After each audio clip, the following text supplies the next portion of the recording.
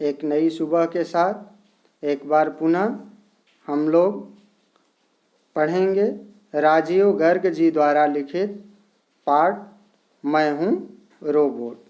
हमने पहला भाग इसका पढ़ा जिसमें रोबोट की बहुत सी विशेषताओं के बारे में जाना कि रोबोट किस किस धातु का बना होता है, उसमें कैसे तार बिछे होते हैं, वह किन किन परिस्थितियों में काम कर सकता है, कैसे वह हमसे अलग है और उसके आगे की बातों को, उसकी और विशेषताओं को हम लोग आज के इस दूसरे भाग में जानेंगे।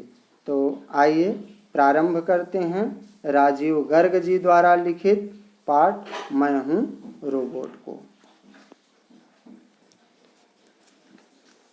अब मैं तुम्हें उन कामों के विषय में बताता हूँ जो कोई भी हाड़ मांस से बना मजदूर नहीं कर सकता। रोबोट अपने बारे में बताते हुए कहता है कि अब मैं तुम्हें उन चीज़ों के बारे में बताता हूँ, उन कामों के बारे में बताता हूँ जो कोई भी हाड़ मांस का बना हुआ मजदूर या सामान्य मनुष्य नहीं कर सकता, लेकिन मैं कर सकता हूँ। मैं सुलगती हुई भट्टी में हाथ डालकर लोहे की तपती हुई लाल सलाखों को अपने हाथों से पकड़ सकता हूँ। यानी मैं जो सुलगती हुई भट्टी है, तेज आंच वाली गर्म तपती हुई भट्टी है, उसमें भी अपना हाथ डाल सकता हूँ और उसमें तपती हुई राड को मैं पकड़ सकता हूँ, जबकि कोई भी सामान्य मनुष्य ऐसा नहीं कर सकता, क्योंकि ऐसा करने से उसका हाथ जल जाएगा। ऐसा करने पर मेरा हाथ नहीं जलता।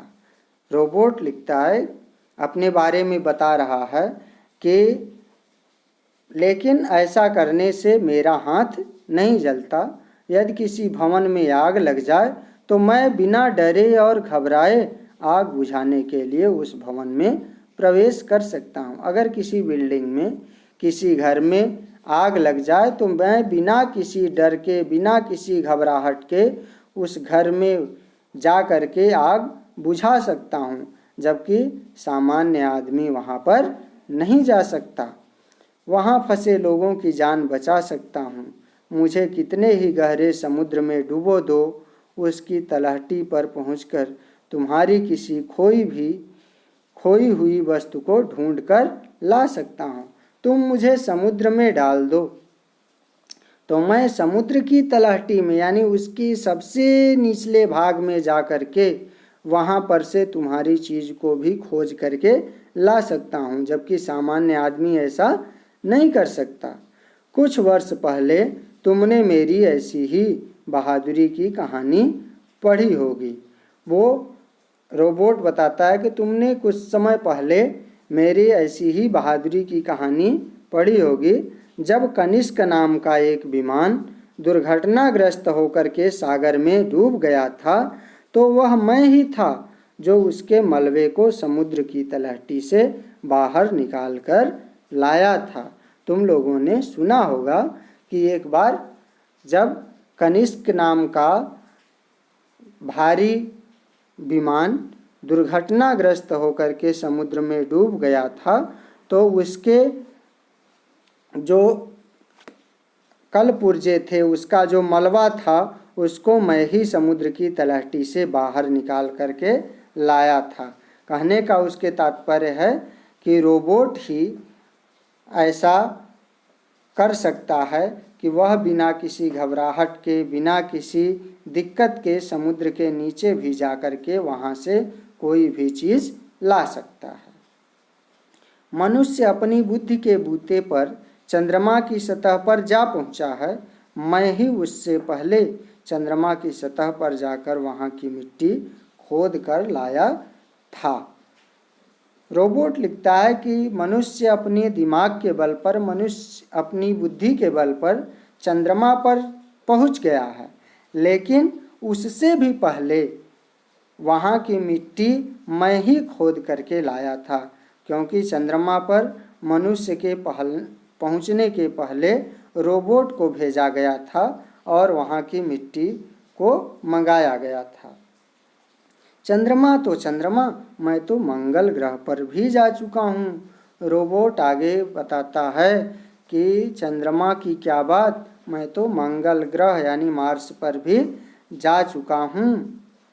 वाइकिंग प्रोब में जो मंगल ग्रह के अध्ययन के लिए अमेरिका ने भेजा था, मैं वाइकिंग प्रोब नामक यान में मंगल ग्रह तक जा चुका हूँ, जो कि अध्ययन के लिए मंगल ग्रह के अमेरिका ने भेजा था।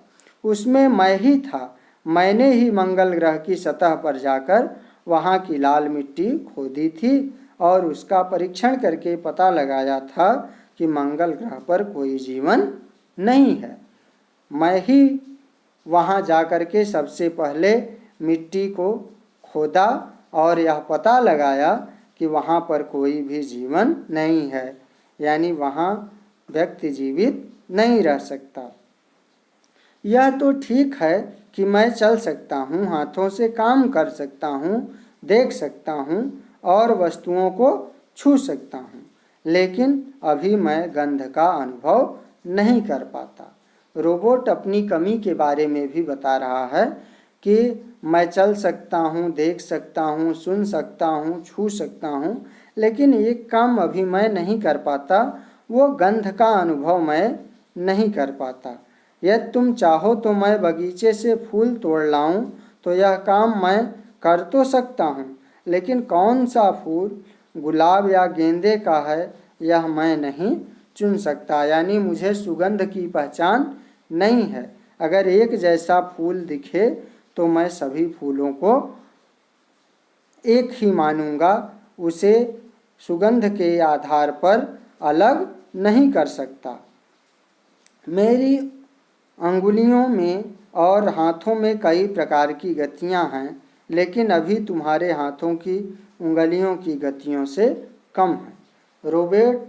रोबोट है अपनी, जब देखिए कमियां बता रहा है कि मेरे हाथों की अंगुलियों में ढेर सारी गतियां हैं, लेकिन अब भी उनमें तुम्हारे यानी मनुष्यों के हाथों की गतियों की अपेक्षा कम गति है। चाहे कुछ भी हो, मैं तुम्हारे द्वारा बनाया हुआ तुम्हारा ही सेवक हूँ। आने वाले कुछ वर्षों में मैं तुम्हारे काम का बहुत बोझ कम कर दूंगा। रोबोट अपने बारे में बता रहा है कि आने वाले कुछ समय में मैं तुम्हारे बोझ को कम कर दूंगा। और जैसा कि तुम लोग देख ही रहे हो कि इस समय बहुत से काम रोबोट द्वारा या ऑटोमेटिक ढंग से किए जा रहे हैं ना, जहाँ पर किसी भी मनुष्य की कोई आवश्यकता नहीं होती, सारे काम रोबोट करता है। तो वही चीज़ वह कह रहा है कि मैं तुम्हारे काम को बहुत हद तक कम कर दूंगा। मेरी सहायता से तुम्हें सप्ताह में 40 घंटे काम नहीं करना पड़ेगा। मेरी सहायता से तुम्हें सप्ताह में 40-40 घंटे काम नहीं करना पड़ेगा। तुम्हारा काम करने का समय मैं कम कर दूंगा। मेरी सहायता से तुम भविष्य में छुट्टियां भी अधिक ले सकोगे। आगे वो कहता है कि मेरी सहायता के वजह से तुम लोग भविष्य में छुट्टियां भी ज़्यादा ले सकोगे। यह भी हो सकता है कि तुम घर बैठे ही अपने कंप्यूटर द्वारा मुझे काम करने का आदेश दे दो और मैं तुम्हारी गैर हाजिरी में तुम्हारा सारा काम करता रहूं।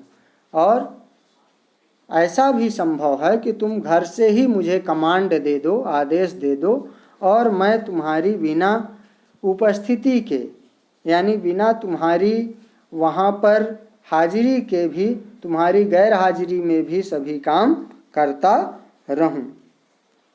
अंत में मैं एक बात जरूर कहना चाहूँगा कि मैं चाहे कितना ही चतुर और दक्ष क्यों न हो जाऊं, रहूँगा तो तुम्हारा गुलाम ही, क्योंकि मैं तुम्हारे ही मस्तिष्क की उपज हूँ।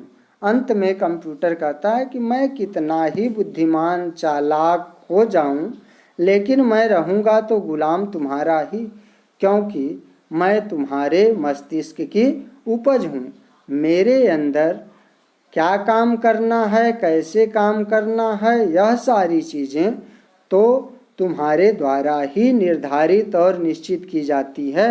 अर्थात जैसा तुम कहते हो वैसा ही तो मैं काम करता हूँ, उससे अलग हट करके मैं कुछ भी काम नहीं कर सकता। इसलिए मैं रहूँगा तो तुम्हारा गुलाम ही। और इस तरह से यह पाठ आज समाप्त होता है। उम्मीद है कि यह पाठ तुम लोगों को अच्छे से समझ में आ गया होगा। तो आज बस इतना ही। धन्यवाद।